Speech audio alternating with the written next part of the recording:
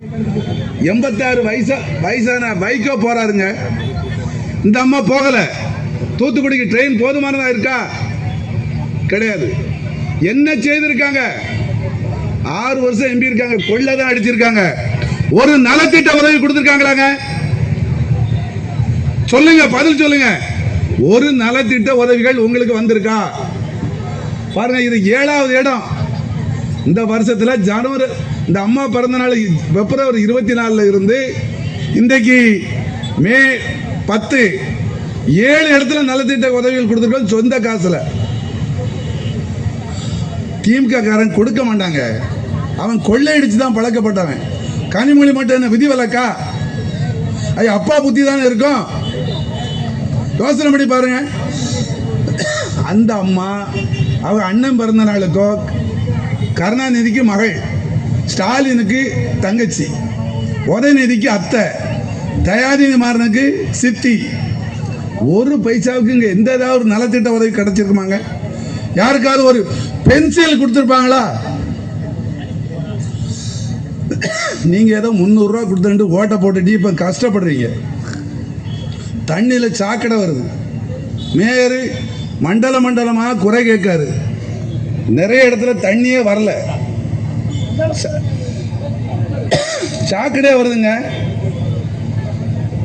எடப்பாடியா இருந்த 4வது லைனை திறந்து வச்ச பிறகுதான் தூத்துக்குடியில ஆண்கள் நிம்மதியாக தூங்குறாங்க. நான் சொல்றது புரியுதா? 6 மணிக்கு சைக்கிள் எடுத்துருவாங்க. சைக்கிள் எடுத்து தண்ணிக்கு நான் இருக்காரு, எங்க நண்பர் மீச ஒரு ஆள் இருக்காரு, பரமசிவம், அவரை குடத்தோட தான் அலைவாரு. இல்லைன்னு சொல்லிட்டு இன்றைக்கு நிம்மதியான உறக்கம், செழிப்பான தண்ணீர், அதற்கு வழிவகுத்தவர் எடப்பாடியார். அவருடைய பிரதிநிதி தான் அண்ணன் செல்லப்பாண்டியன் அவர்கள். அவர் தான் இந்த 11ல அடிகோல் நாட்டினது. அதை நீங்க மறந்துடக்கூடாது. ஏதோ நாங்க உங்கள்கிட்ட எந்த உதவியும், நாங்க என்னென்ன உதவி செய்துட்டு நல்லது செய்துட்டு அவங்கள்ட்ட ஓட்டு கேட்கோம். இந்த ஜெகன் ஒரு மேயர் இருக்காருங்க, எங்க தெருல அழகான ரோடு, அதிமுக ஆட்சியில் போட்ட ரோடை பூரா உடைச்சி நாசமாக்கி யாருமே போக முடியல. காலையில் பேப்பர் போடுறவங்க வந்துச்சுன்னா 10 மணிக்கு வரான். என்னன்னு கேட்டானே, ரோடு குடியுமா கிடக்கு, அந்த வழியில் போக முடியல, இந்த வழியில் போக முடியலங்க. திமுக ஆட்சியில் சட்டம் ஒழுங்கு எப்படி இருக்குன்னு ஒன்று சொல்கிறேன். நாங்கள்லாம் பள்ளிக்கூடத்துக்கு 40 வருஷத்துக்கு முன்னால் போகும்போது, 40-45 வருஷத்துக்கு முன்னால் பையில புக்கை கொண்டு போவோம், சாப்பிட்றதுக்கு ஒரு தட்டை கொண்டு வருவாங்க.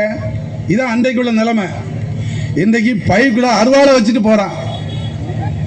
என்னன்னு பாருங்க. ஐயோ, கடன் கொடுக்கலன்னு அருவாளை வச்சு பலசரக்கு கடைக்காரன்னு வெட்டுறாங்க. எங்க தெருல கடன் கொடுக்கலன்ட்டு வெட்டுற அருவாளை வச்சு. எங்க போயிட்டு எடப்பாடி ஆட்சியில், அம்மா ஆட்சியில் நடந்துச்சா? கொஞ்சம் யோசனை பண்ணி பாருங்க. இன்னைக்கு பெண்கள் நகை அணிந்து விட்டு கடை வீதிக்கோ இந்த செல்போன் அப்படி வாட்டிட்டு போறாங்க. சில பெண்கள் செல்ல பிடிட்டு போயிடுறான். இதெல்லாம் நீங்க உணர்ந்து ஓட்டு போடணும். ஏதோ வந்தாங்க, அம்மா கனிமொழி அம்மா கும்பிட்டாங்க, கீதாம்மா கும்பிட்டாங்கன்னு ஓட்டு போட்டிடலாம். இதை யாரும் மாற்ற முடியாது. நம்ம தலையில தான் நம்ம தான் நிர்ணயம் பண்ணணும். நல்லவன் யாரு, கூப்பிட்டா யார் வருவா? கனிமொழி போய் நீங்க பார்க்க முடியுமா? செல்லப்பாண்டி அந்த மார்க்கெட்ல நிப்பாருங்க. 11 மணி வரைக்கும் அந்த மார்க்கெட்ல தான் நிப்பாரு. அவரை நீங்க பார்க்கலாம். கனிமொழியை பார்த்தவங்க யாரான்னு கையை தூக்குங்க. யாரா பார்த்திருக்கீங்களா? வீட்டில் போய் இப்ப ஏதோ பட்டா கொடுக்காங்களா? இல்லாத பட்டா யாருக்குங்க பட்டா கொடுத்துருக்காங்க?